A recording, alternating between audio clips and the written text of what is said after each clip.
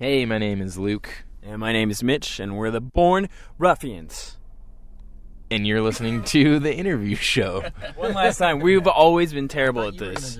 Okay, I'll say it, you say it, and then I'll take the reins. Yeah. Ready? I'll say it. Or no, you start. I'll say it. Hey, my name is Luke. And my name's Mitch, and we're in the Born Ruffians, and you're listening to The Interview Show. When I wake up, I'm speaking slow. When I get drunk, I'm speaking more. Get too drunk and I don't speak at all. Get too close to you and I don't know what to say.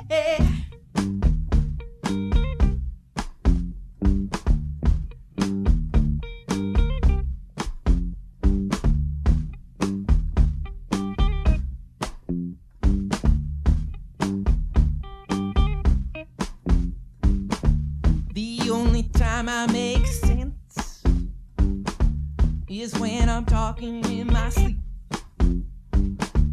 But there's nobody around to write it down, so it gets lost on my books and pillows. The only time you made sense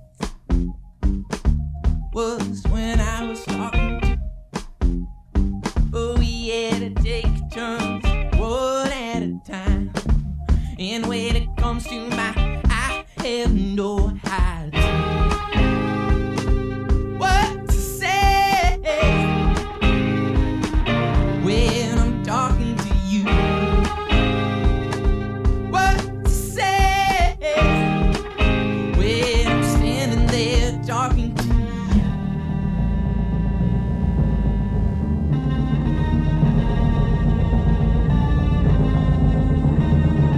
Words that don't relate to one another flowing up our tongue. Fragments, fleeting thoughts get strung together one by one. Things that don't relate to one another swallows in my lungs. I get more from love than from people when they spoke. Oh yeah, awesome. And people talk. People talk. People talk. But they don't know what to say.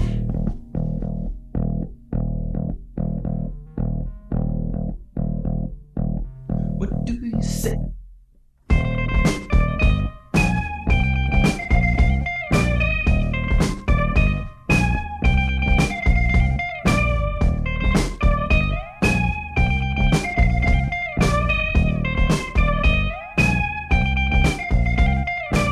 When it comes to you, you look good in your suit.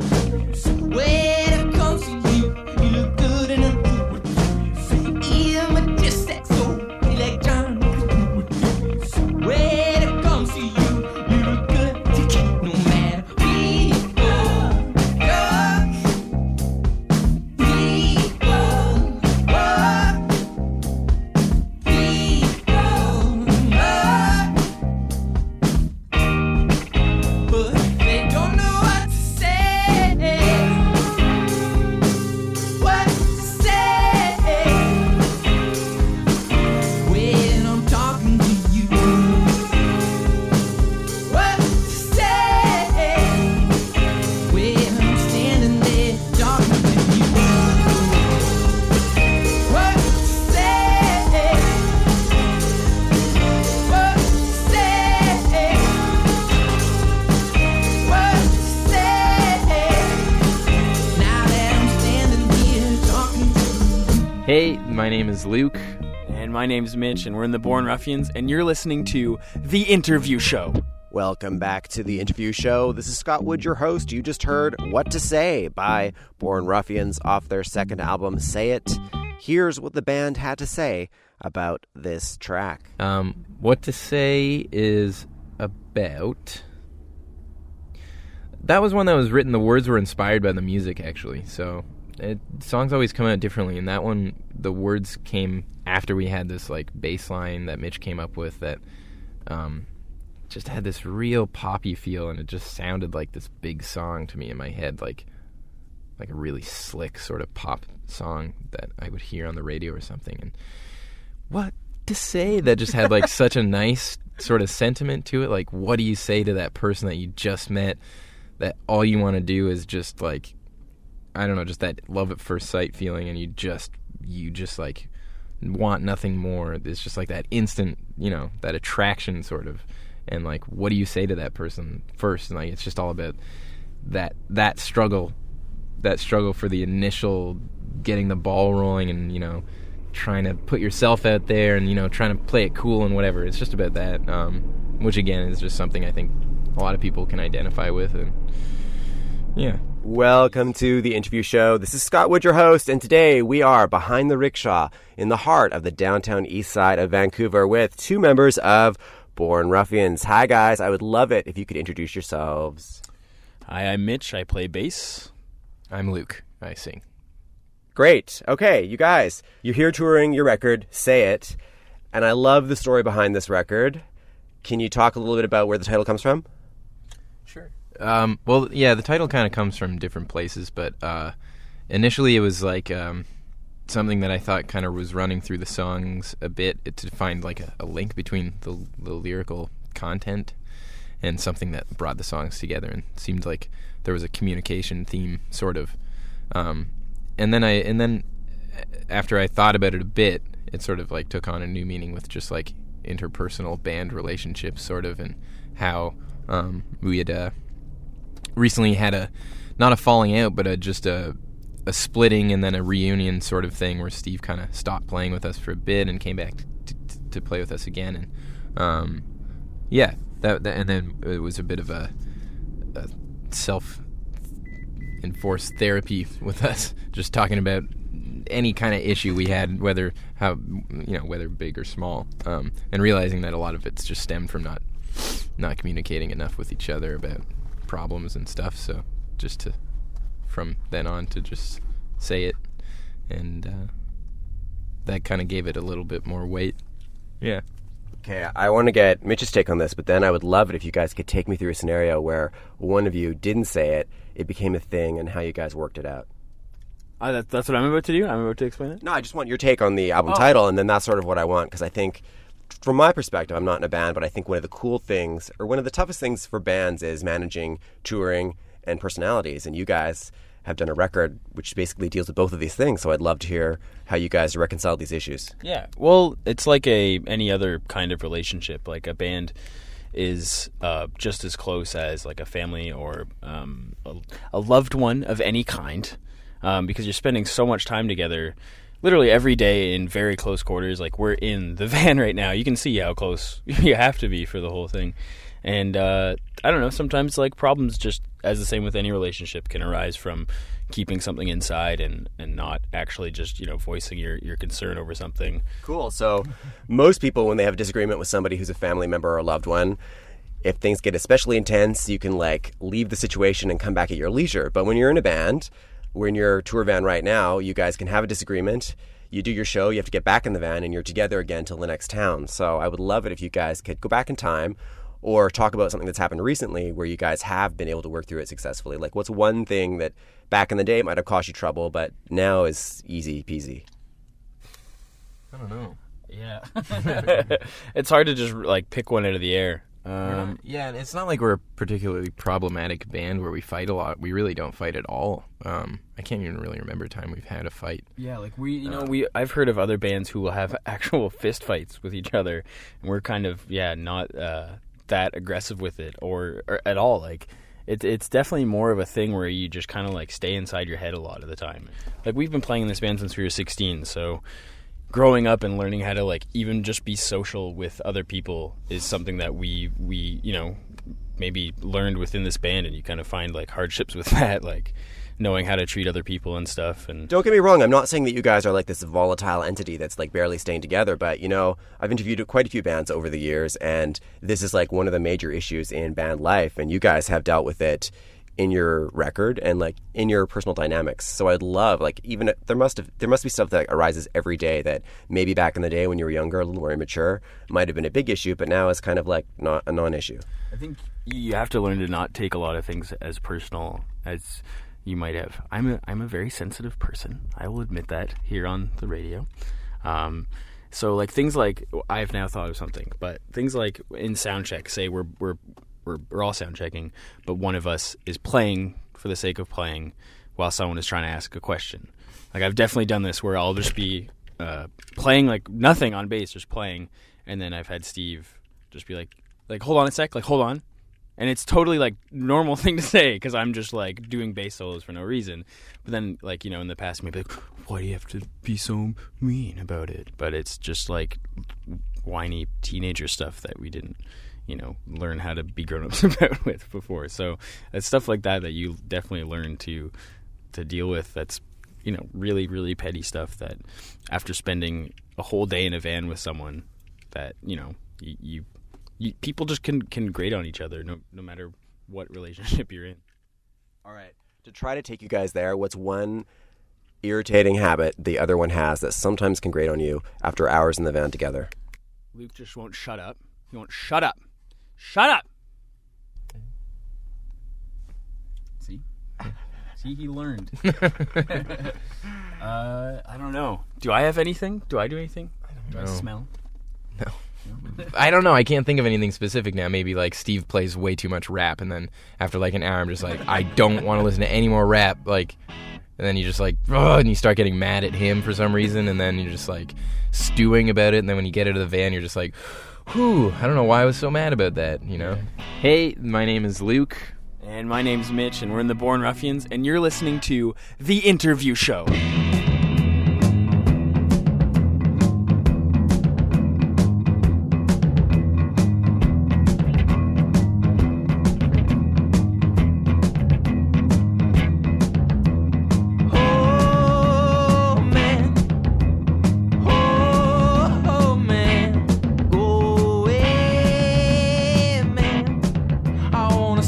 Right here and sit down the rest of my beer. I got a funny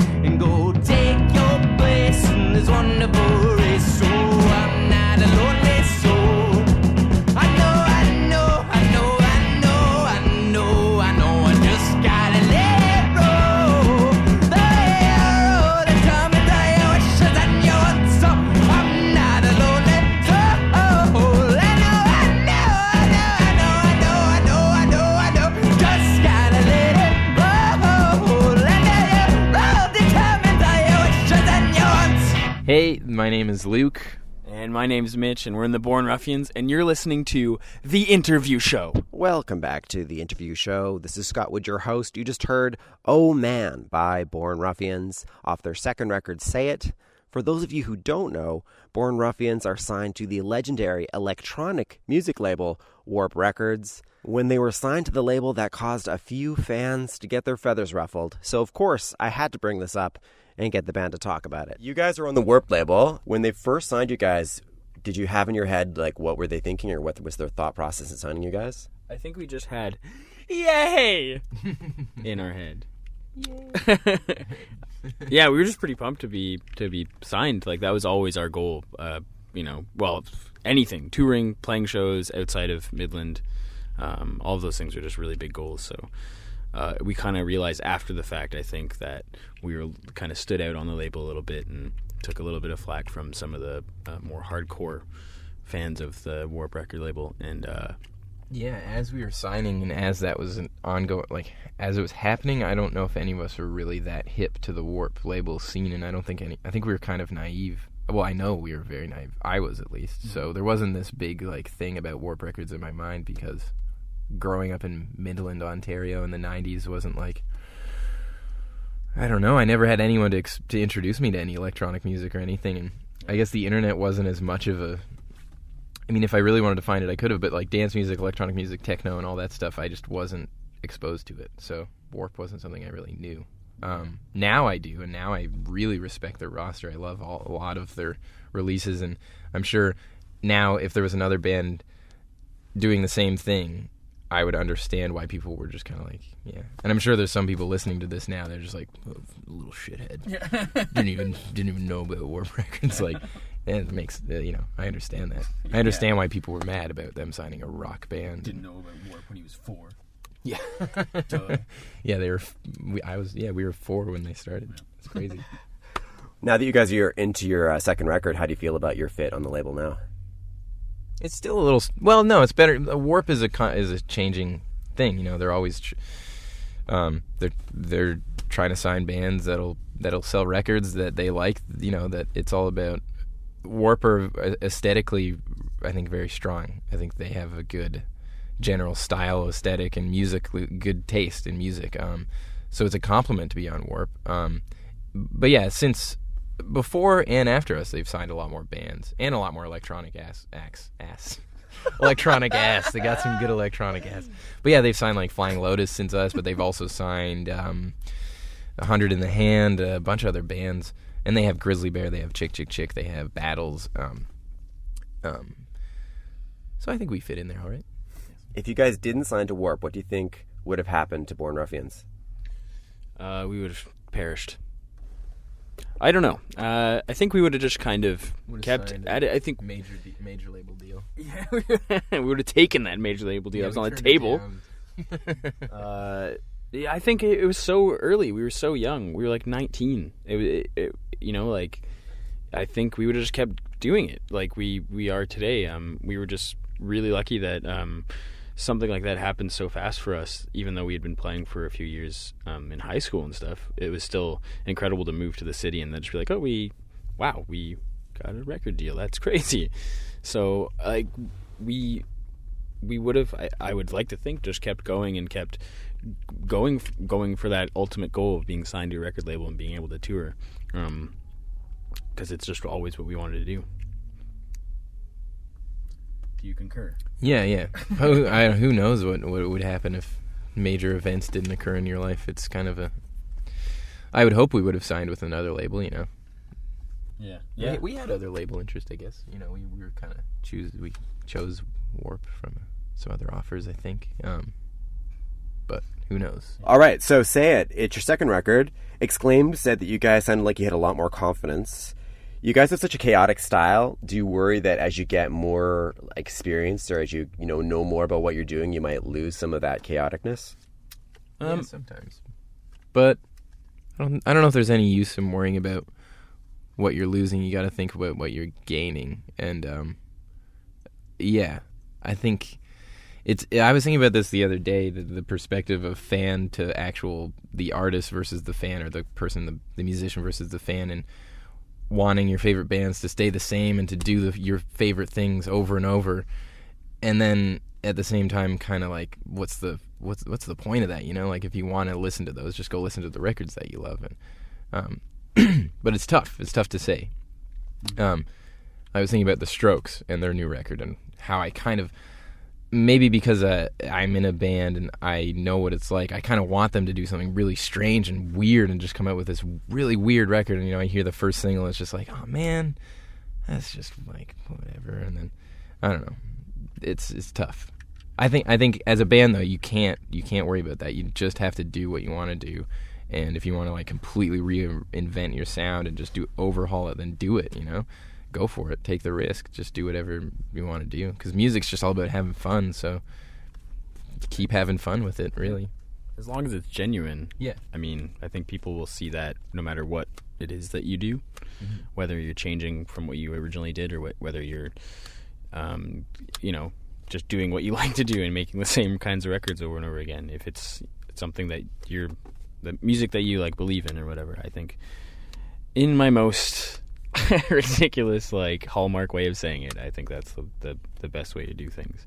But I do see what you're saying, where like I find, you know, some of the best things, whether it's a writer or a band or something, you can see like sometimes the best part about following this band or this artist in some way is watching them find their footing, or watching them kind of like maybe not fully know what they're doing, but kind of, I don't know, having a struggle until then they find it. And then, you know, once you have that, like, not a formula or something, but, you know, being able to like stray from that is a good thing. And you just like that journey to finding it. I think I find that with a lot of things that I listen to or read or whatever.